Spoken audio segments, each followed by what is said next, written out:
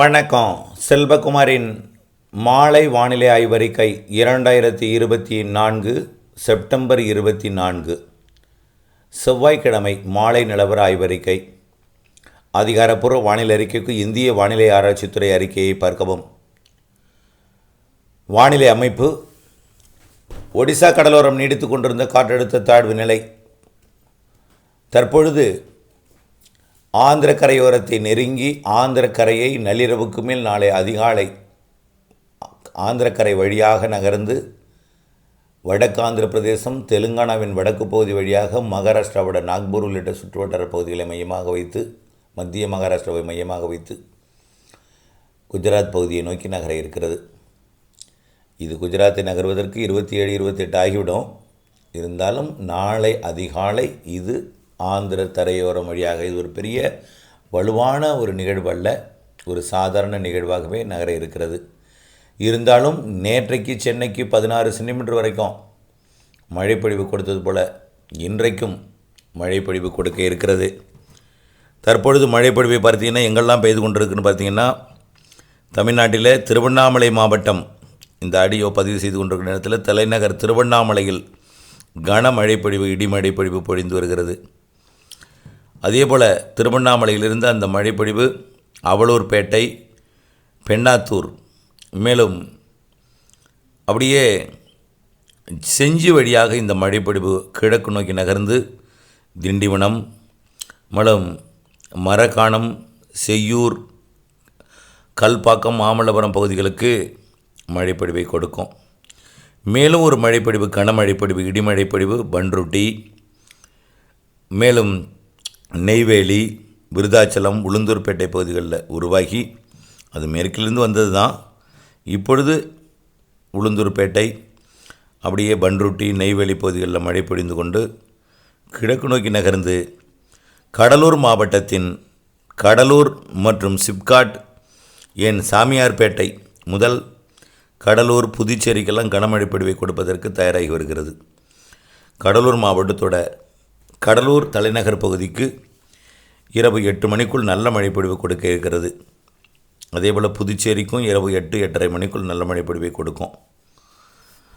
மேலும் பார்த்திங்கன்னா ஆந்திர எல்லையோரத்திலேயும் மழைப்பொழிவு தொடங்கி சித்தூர் வழியாக, திருத்தணி வழியாக அது சென்னைக்கு நகர்ந்து கொண்டிருக்கிறது. எல்லா மழையும் ஒன்று கூடி நள்ளிரவிலே சென்னைக்கு கனமழை பொழிவை இன்றைக்கும் கொடுக்க இருக்கிறது. கண்டிப்பாக நேற்று போல் இன்றைக்கும் கனமழை பொழிவு காத்திருக்கிறது சென்னைக்கு.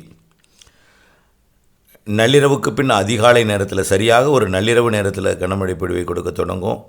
அதிகாலை நேரம் மற்றும் பொழுது விடியும் வரைக்கும் கூட அந்த சென்னை சுற்றுவட்டாரம், அதனை ஒட்டியுள்ள ஆந்திர பகுதிகளுக்கு மழை பொழிவை கொடுக்கும்.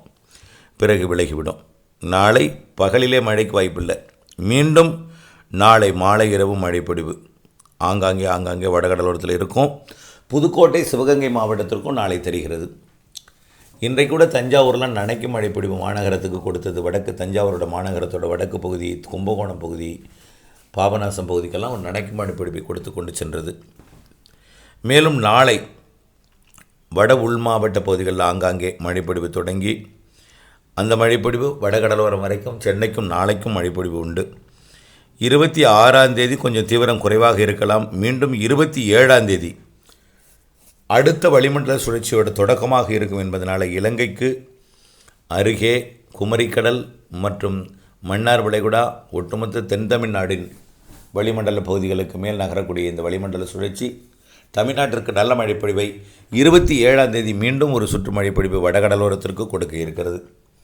நல்ல மழைப்பொழிவு வடகடலோரத்திற்கு 27ஆம் தேதி கொடுத்து 28ஆம் தேதியிலிருந்து அந்த காற்று சுழற்சி மேற்கு தொடர்ச்சி மலை மாவட்டங்கள், கேரளா, தென் மாவட்டங்களின் பெரும்பாலான பகுதிகள் என்று மழைப்பொழிவை கொடுக்க தொடங்கி அது வங்க கடலோரம் வரைக்கும் மழைப்பொழிவை கொடுக்கும்.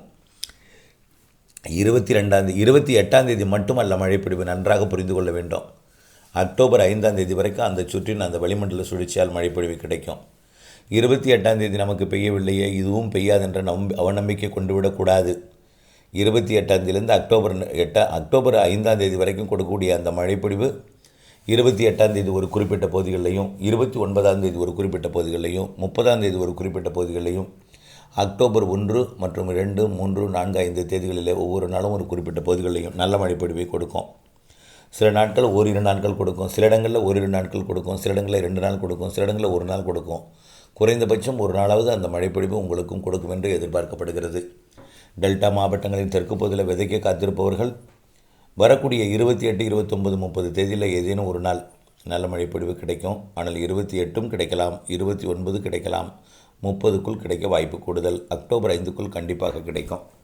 ஆகவே அந்த நாள் வரை பொறுமை காக்க வேண்டும். அந்த நிகழ்வுக்கு அடுத்தபடியாக ஒரு நிகழ்வு அக்டோபர் 5 தேதியில் வங்கக்கடலில் அந்தமான் கடற்பகுதிக்கு வந்து 6, 7, 8, 9 தேதிகளில் அது அந்தமான் கடற்பகுதியிலிருந்து மெல்ல தீவிரமடைந்து அது ஆந்திர பிரதேச கரையோரத்தை அக்டோபர் 10 அடையும். அக்டோபர் 10லிருந்து 14 வரை மீண்டும் ஒரு சுற்று நல்ல மழைப்பொழிவை கொடுக்கும். அதுதான் காற்றுப்பகுதி கணவாய்ப்பகுதியெல்லாம் கனமழைப்பொழிவை கொடுக்கும். அதனால் 28ஆம் தேதியும் காற்றுப்பகுதி கணவாய் பகுதிகளுக்கும் கனமழைப்பொழிவை கொடுக்கும். காரணம் என்னென்னா, வளிமண்டல சுழற்சி மிக நிசப்தமான ஒரு மேற்கு காற்றை தடுத்து வைத்திருக்கும். ஆனால் வெப்பம் புழுக்கமாக இருக்கும். வெயில் இருக்காது பெருசாக, ஆனால் குறைவான மந்தமான வெயிலும் புழுக்கமான வானிலையும் வியர்வை வானிலையும் இருக்கும். 28ஆம் தேதியிலேருந்து 27 அப்படி தான் இருக்கும். இப்போவே அப்படி தான் இருக்கும். இன்னும் புழுக்கம் அதிகமாகும் 28, 27லேருந்தே. அது அப்படியே அக்டோபர் 5 வரைக்கும் அப்படி புழுக்கமான வியர்வை கொடுக்கும் வானிலை. இதனால் வளிமண்டல சுழற்சி மாலை இரவில் வெப்பசலன இடிமழைப்பொழிவை மதியத்திலே சில நாளைக்கு கொடுக்கலாம். சில இடங்களில் மேற்கு மாவட்டங்கள், தென் மாவட்டங்களுக்கு மதியத்திலும், மாலையில் உள் மாவட்டங்களிலும், இரவிலே கடலோர மாவட்டங்களும், நள்ளிரவு அதிகாலையில் ஆங்காங்கேயும் மழைப்பொழிவை கொடுக்கும். 10ஆம் தேதியிலேருந்து கொடுக்கக்கூடிய மழை மிகச்சிறப்புங்க. அது ஏற்கனவே சொல்லியிருக்கோம். காற்றுப்பகுதிக்கும் கனமழை கொடுக்கும். 10ஆம் தேதி அக்டோபர் 10லிருந்து 14 கணவாய் பகுதி, காற்றுப்பகுதி, தென்மேற்கு பருவமழை இறுதிக்கட்ட தீவிரம். அதோடு நிறைவடைந்துடும் தென்மேற்கு பருவமழை அக்டோபர் 14ஓட. 15, 16 வளிமண்டல சுழற்சியால் மழைப்பொழிவு தொடர்ந்தாலும் வடகிழக்கு பருவமழை 17, 18ஆம் தேதி அக்டோபர் 17, 18ஆம் தேதி தொடங்கும். அக்டோபர் 17, 18லிருந்து 24ஆம் தேதி வரைக்கும் நல்ல ஒரு மழைப்பொழிவை கொடுக்கும். 25ஆம் தேதி கூட கொடுக்கலாம். ஆனால் 25க்கு பிறகு 26, 27, 28 ஒரு இடைவெளியாக இருக்கும். பெரிய அளவில் இடைவெளி இல்லைன்னாலும் குழப்பமான வானிலையை கொடுத்து கொண்டு தூறல் கொடுக்கலாமே தவிர வங்கக்கடலில் நிகழ்வு உருவாகி தீபாவளி நேரத்தில் தமிழகத்தை நெருங்கி கொண்டிருக்கோம். வடகிழக்கு பருவமழை தொடக்கத்தில் ஒரு நிகழ்வு, அதுவே வடகடலோரம் தெற்காந்திர பகுதி, வடகடலோரம் தெற்காந்திர பகுதிக்கு ஒரு தாழ்வு பகுதி வந்து தான் வடகிழக்கு பருவமழை தொடக்கம். அது அப்படியே 24ஆம் தேதி வரை மழைப்பொழிவை கொடுக்கும். 25, 26, 27 நேரத்தில் தென்சீன கடற்பகுதி நிகழ்வு அந்தமான் கடற்பகுதிக்கு வந்து வடகடலோரம் நோக்கி மீண்டும் அடுத்த நிகழ்வு தீபாவளியை ஒட்டிய நாட்களில் வரும். தீபாவளியை ஒட்டிய நாட்களில் 28க்கு மேல் 31க்குள்ளே. அடுத்தபடியாக தீபாவளிக்கு பிறகு தான் நிகழ்வுகளோட வலிமை இருக்கும். நவம்பர் மாத வலிமை, நவம்பர் மாத வலுவான நிகழ்வு, நவம்பர் மற்றும் டிசம்பர் முற்பகுதி வரைக்கும் நல்ல மழைப்பொழிவு கடலோர மாவட்டங்களுக்கு ப்ளஸ் வலிமையான நிகழ்வுகளால் நல்ல மழைன்னு ஏற்கனவே சொல்லி கொண்டிருக்கிறோம்.